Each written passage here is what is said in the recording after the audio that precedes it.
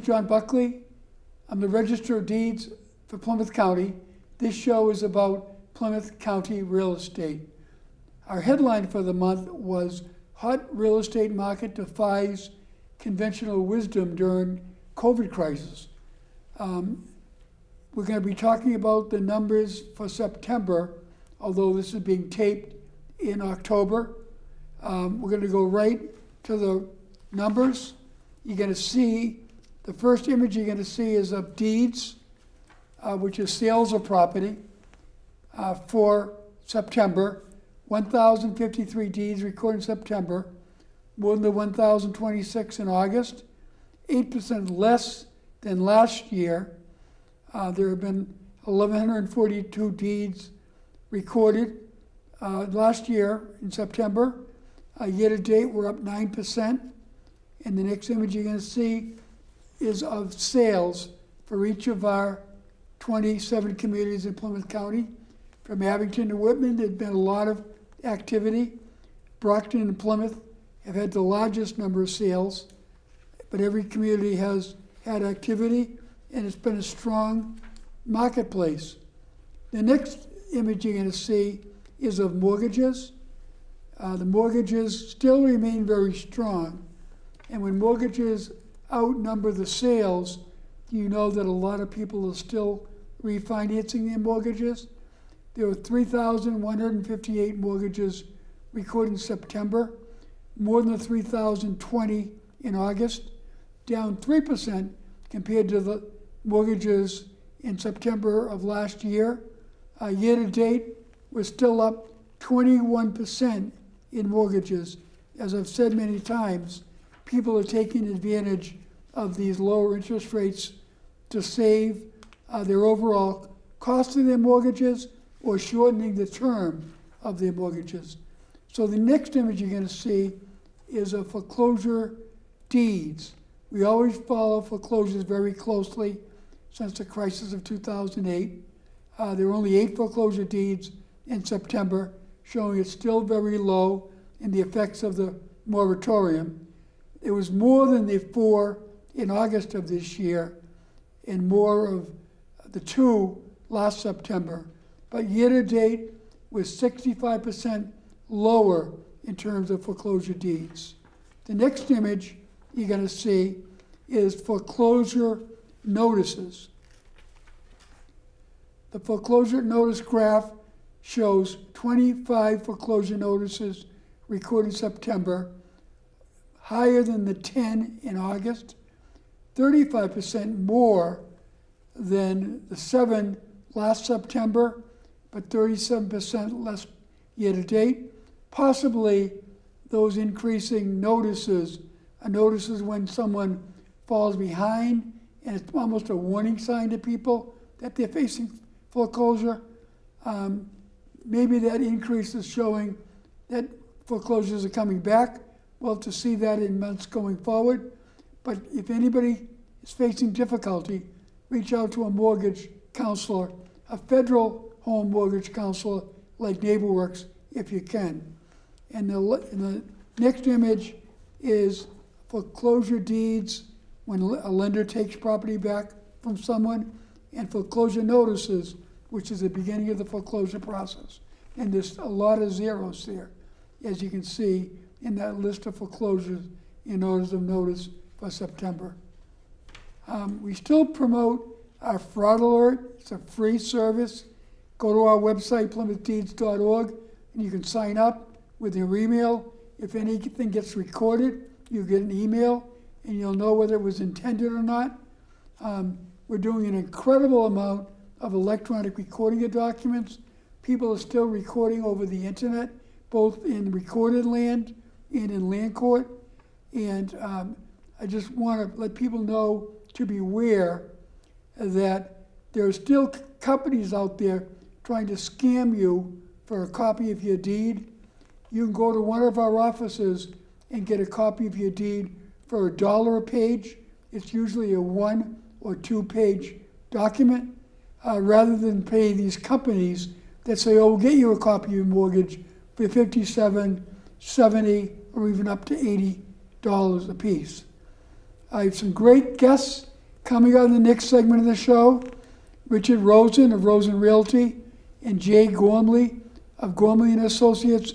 They're both builders in Plymouth County, and they'll be talking about the market out there for building property and some of the challenges and good news they have as they go forward. So we'll see you in the next segment. Welcome back to the Register's Report. My name is John Buckley, and in this segment of the show, we always do something educational in nature. We've had surveyors, appraisers, assessors, commercial real estate brokers, commercial real estate lenders, a whole range of people in the real estate business, including a lot of realtors. Today I have two great former guests who are builders doing a lot of work within Plymouth County. So I have Jay Gormley of Jay Gormley and Associates and Richard Rosen of Rosen Realty. Thank you both for coming again. Thanks for having us, John. Thank you, John. So Richard, why don't you tell our audience a little bit about how you got into the real estate business? I know you've been doing this for a long time. If I tell you, then everybody will know how old I am. I started back literally in the 80s. In the real estate development business. I was buying property at a very young age, buying and keeping some rentals, which I would advise anybody in the world to do, a younger person. But I started real estate development. My first project was Elliott Woods and Whitman, a condominium project back in the mid-'80s. And from there it just kind of took off, and over the years I've been doing subdivisions, condo projects, not as much in commercial, but I've done some. I've done a lot of units over the years. Great. And Jay? I grew up here in Brockton. I always wanted to build houses. I started in the mid-'80s as well, buying a single-family house here and there, remodeling it, and then evolving into buying buildable lots, and then moving on to subdivisions. And it's an exciting career, and I can't say enough about it. So how has it been for you, Jay, over the last year or so? It's been wonderful but challenging. We've had inventory, however, the COVID-19 hit us pretty hard as far as the ability to get materials. Labor was affected, and more importantly, prices were affected. Prices shot through the roof, but the challenge biggest was getting the materials to complete a project in a timely fashion. And we just educated our clients that it could take a little longer than normal, and everybody hung in there, and finally we got the job done. So. And Richard, have you had a similar situation? Yeah, it was, I was just finishing up a 44-unit condo project called Paradise Gardens, and I moved on to a 27-unit condo project called Mosaic Gardens. And I had got through, it was 8 buildings, and I had got through a couple of buildings when the pandemic really caught up to us, where we had the same problem getting lumber, crazy things. We couldn't get arc fault breakers. You hear about these shortages now and the supply chain, but back at the beginning of this thing, it was nuts. You couldn't get pressure treated lumber. And then the price of lumber, like Jay said, went through the roof. And then you almost couldn't get occupancy permits because you couldn't get electrical breakers. And then you had problems with crazy things. It kind of eased up a little bit, and we were able to continue on, but it had a major effect in the ability to deliver a product. So Jay, what do you see going forward over the next few months? I see it getting a lot better, a little bit challenging. Inventory is low. There is, in my opinion, a high demand of clients still out there. Interest rates have been extremely low, and that's facilitated a lot of activity. They're inching up a little bit, but at this moment, from a construction point of view, we're seeing a lot more materials. Prices are coming down, but there are select items that are still on back order or a little difficult to get, and you just have to plan accordingly when you put together a package for a client. Have you seen a slight drop-off in demand? I know realtors are telling me when they used to have 10 people at an open house, now it's down to 4. There's absolutely no question that in the last 3, 4 months, 5 months, the market has softened a little bit. Doesn't mean the prices have softened, but the market has. Again, there's still no inventory out there, and things that come on the market are selling fairly quickly. They're exactly right. If you had 10 people, you now have 5. In the middle of the pandemic, I bought an approved subdivision in Carver, right off of Route 44, that's 14 lots. And I think out of the 14, I have 8 houses sold right now. It will be the highest priced average house in the town of Carver that they've ever had. It's crazy. Wow. It's what people want. I think I did a show with you once before about a subdivision I was doing in Abington, and I thought that I wanted the average price to be in the high 4s, and the average price ended up in the mid 7s. But That's an incredible it's just increase. it's crazy. But the market has softened, and again, there isn't a ton of inventory out there. And what's really, people think that they can sell their house now and make a ton of money, which is true. But the question is where they're going to go, Right. because it's all relative. I've had several people say, I'm going to sell my house because I can make $300,000. Well, that's good, but where are you going to move to? Because you can't find suitable housing. The market isn't working the way that it should. It's a little bit off kilter. So Jay, I know you were doing a lot of work in Bridgewater at one time. Do you still do a lot of work down there, or were most of your houses going? Currently, John, we have 3 projects going in Bridgewater. Okay, wow. But recently we purchased lots down in Middleborough. We've got activity in Lakeville at the moment, and we do focus in Plymouth County. We like working in Plymouth County. Right. So we've got 3 towns that we're working on currently. I was surprised when I saw the new census numbers. Bridgewater is now the 3rd largest population in Plymouth County. Wow. A bit bigger than Marshfield or other communities, Hingham, even, that were far above it 10 years ago. Yeah, we've seen a lot of activity in Bridgewater, a lot of new folks moving into the town. More importantly, we've got some larger subdivisions that have happened over the last couple of years and brought a high influx of people. It's a great location geographically, and it's a wonderful town to live in. And Richard, where are your projects been? Well, we like working in Plymouth County because the registrar is such a great guy. So, I did that big subdivision in Abington, Right. and I've got a few things going on in East Bridgewater, a few lots. Just finishing up a smaller subdivision in Whitman, and then this bigger one in Carver. So is it easy to work with a town where you know all the players, the building inspector, all the other inspectors? It's good when you have had a track record like we've had, because the inspectors, the officials, they know you. They know that, well, if you have done for the past 30 or 40 years what you say you're going to do, it makes life a lot more easier. Yeah, absolutely. I've seen builders, developers come into different towns and they've never done business in that town and think they're going to do it their way. Well, they have a zoning bylaw book. It's the rule book. Right. You play by the rules and you're going to be fine. I had a guy call me one day 20 years ago, and brand new to the town, Whitman. He's going to build a subdivision. And the first night he had a meeting with the planning board, he brought in a lawyer and a stenographer. That's really not the way that you start off your relationship in a town. So confrontational. And a month later, he called me up. I had never met the guy. He called me up and he said, hey, I'm going to sue the planning board. Do you want to join me in the suit? Why would I do that? So the answer to your question, that's a long answer to your simple question. And I'm sure Jay finds this too. It's much easier when you have a track record and you know the people. When you go into towns, because a lot of towns don't like builders and developers, and they don't want to see their land developed. And it can be difficult. So Jay, has there been a loosening in the code to encourage housing? I remember seeing something going on of requiring only 3 votes of the zoning board instead of 4. Have you had any experience with that? Well, I believe that we've had positive interaction in all the towns we work in, Bridgewater especially, Yeah. Lakeville, Middleborough.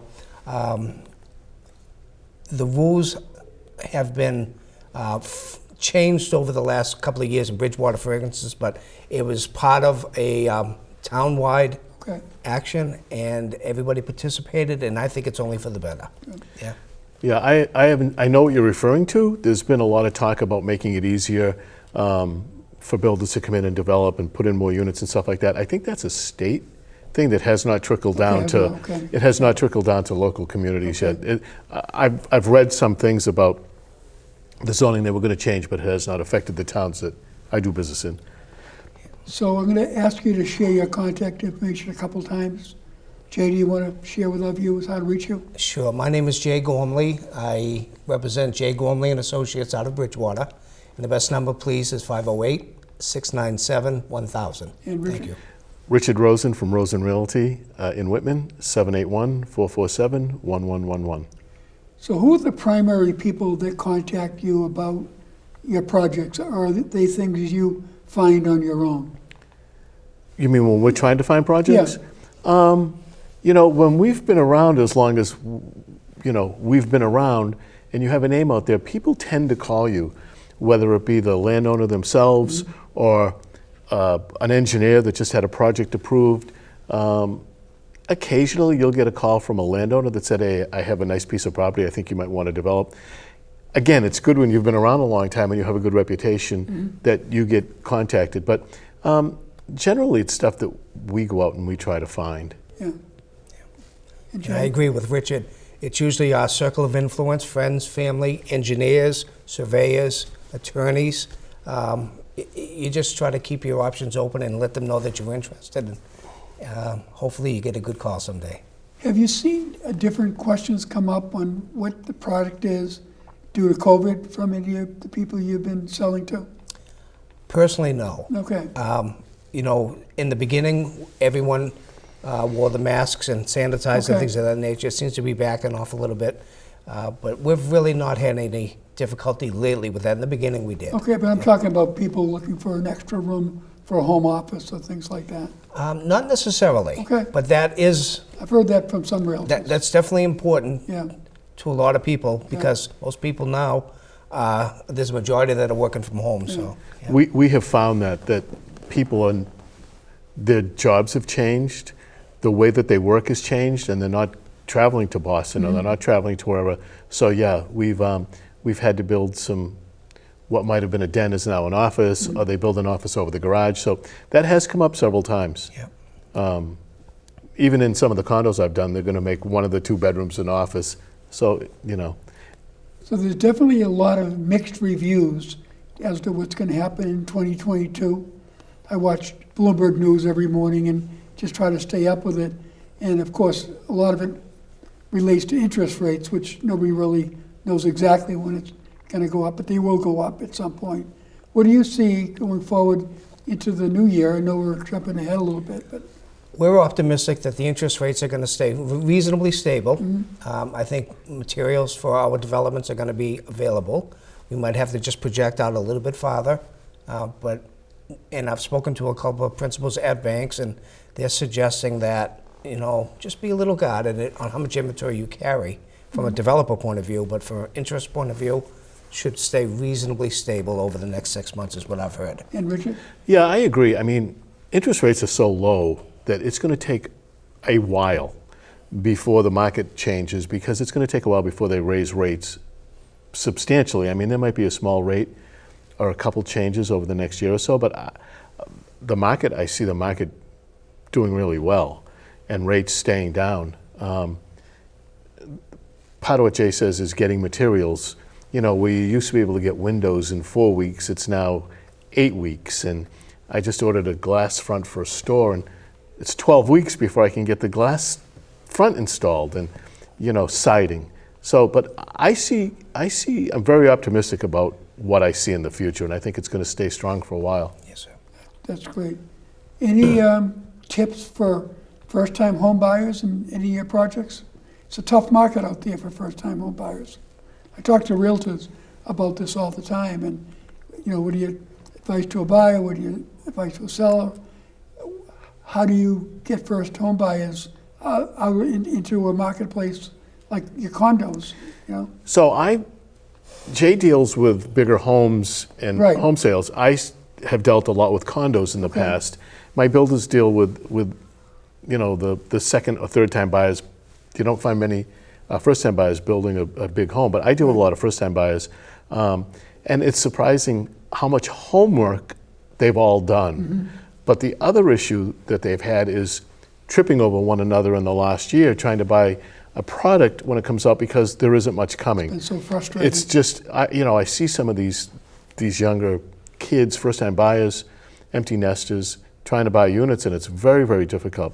You just have to, you can never fall in love with what you're looking at too, because you end up paying $20,000 or $30,000 more than you should. Mm-hmm. But it's hard for some of these buyers. It's just they have to do their homework and keep their eyes out. Jay, I know you do in Bridgewater go with more larger homes. Are they mostly people upgrading the size of their home? Most people are upgrading. I think the biggest suggestion is for potential buyers to have all their financing firmly in place, have the documentation in place, and when they present an offer or have their realtor present an offer, just be accurate, be thorough, and provide the documentation so that they have a good shot at getting that offer accepted. So as I converse with realtors, it's amazing how much people know now when they come to see you than they knew 10 years ago. What's available through the internet for all their comparisons. And is that a good thing or a bad thing? No, I think it's good, and Jay hit it right in the head. Anybody that is out there thinking of buying needs to get pre-approved and have their financing lined up. Right. Otherwise, forget it. But yeah, it's like everything. You get sick, you go on the internet and you diagnose what's wrong with you. They're out trying to buy a house and they read things that sometimes aren't nowhere near factual. But no, I think it's great that they know what's going on in the neighborhood, in the town, if they're moving here from someplace else. So that aspect has been pretty positive. Jay, do you agree on that? I definitely agree with Richard. Absolutely. Yeah. And you did mention people are pre-approved. So it's so important for people to understand going forward what they need to get their act together financially and make sure their credit's good and all that stuff. Absolutely. And quite honestly, we can tell as realtors when the information is presented, is it dated a month ago or 2 months ago where they've gone through the processing of the paperwork, or was it just put together yesterday? And I can tell just by looking at the paperwork sometimes that they really haven't prepared. And I'm going to be a little cautious on investigating further for ourselves or our clients. Right. Yeah. Yep. So your quick information again? Jay Gormley, Jay Gormley and Associates, 508-697-1000. And Richard? Richard Rosen, Rosen Realty, 781-447-1111. As always, you guys are smooth as silk. Well, You've done this before. we've done it very enough, well. so we know what you want. John, thank you very much. Thank you very much, John. And go Red Sox, right? What a game last night, huh? Oh, yeah, I stayed up for most of it. I caught the rest of the morning. Yeah. So the good news is tomorrow night's game is at 5 o'clock, so I should be able to stay up till the end of it. Yeah. Same here. I fall asleep early myself. I know, it's Well, I crazy. always do notable land records. So I want to thank Richard Rosen and Jay Gormley for the great job they did in terms of presenting what the challenges and benefits are going forward with real builders bringing more property on the market, and challenges for for builders on supply chains and other issues. They're both having a successful year in their businesses, and that's always a good sign, because one of our most difficult things over this period of time has been, despite high prices, is the low inventory, which in part has caused the high prices. So in this segment of the show, we talk about our holidays and a couple of our notable land records, both county and colony. Holidays for the month: National Taco Day, the 10th World Mental Health Day, 11th, depending on where you are located, Columbus Day or Indigenous People Day, 17th, National Pasta Day, 16th, World Food Day, 28th, National Chocolate Day, and coming up, the holiday of Halloween, which in many cases is back on this year.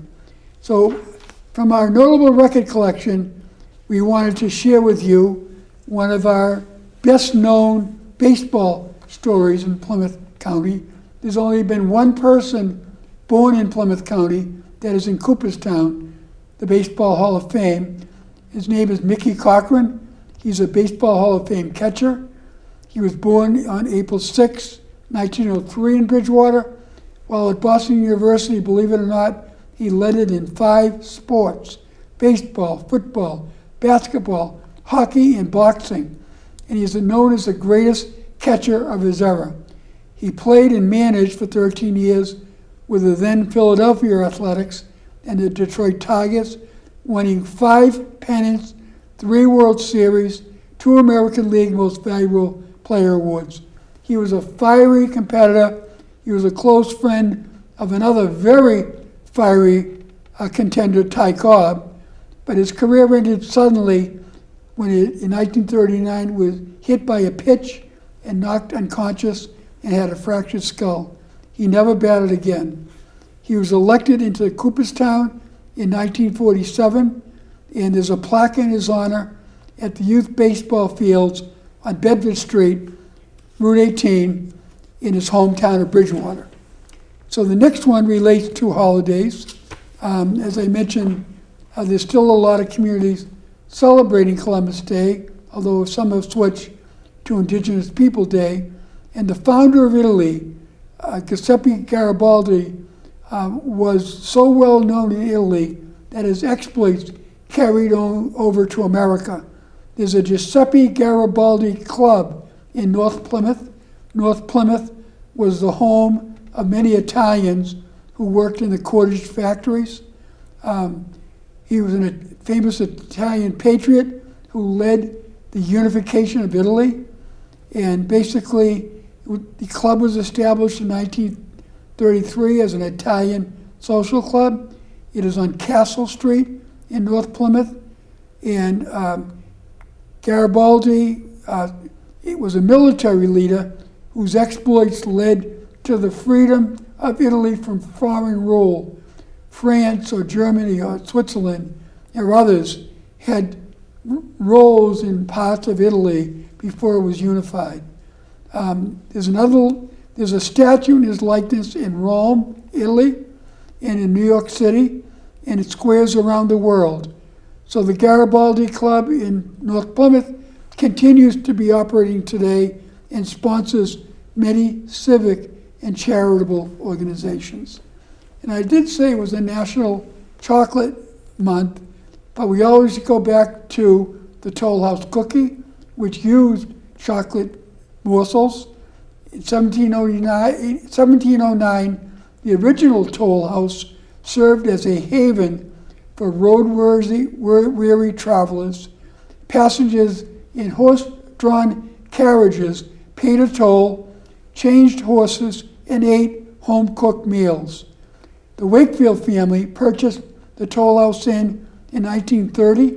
A few years later, Ruth Wakefield was running out of baker's chocolate while making butter drop-dew cookies. She chopped up the chocolates into tiny bits and added them to her dough, and that was the development of the chocolate chip cookie. It was accidental, but tremendously recognized.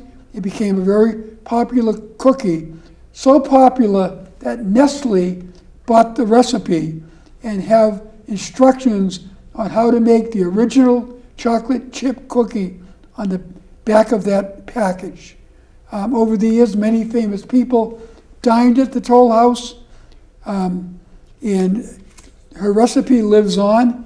In 1997, the chocolate chip cookie was designated as the official cookie of the Commonwealth of Massachusetts. And last but not least, one of our colonial records, a murder trial that ended in a guilty verdict. It was a murder by 4 colonists of a Niptuck Indian as they traveled between Rhode Island and Plymouth. No one really knew where the trial would be held, but the Plymouth Colony Court took that trial, and the colonists convicted 3 of the 4 men. The 4th man had escaped, and they pronounced them guilty of murder. All 3 of them hung in downtown Plymouth. It was the second murder trial of the colony. The first trial was a conviction of John Billington for murdering one of the original Mayflower passages. And there's a great book that's come out, Terror to the Wicked, by a woman named Toby Pearl, who tells the story of that tale. I want to thank Lorna Green Baker, Christine Richards from my office, and the folks here at Brockton Cable Access. This is my 132nd show, and I thank you for doing this with me, because I burn a copy and share it with local access providers throughout Plymouth County. So go Red Sox. Their fourth game is tonight. By the time you'll see me again, we'll know the results. A month from now, the World Series will be over, and hopefully we have a World Series crown. See you next month. Ready? Dragged it a little bit. Yeah. Yeah. That'll be all right, though. No, that was good. Great. Sorry, Will.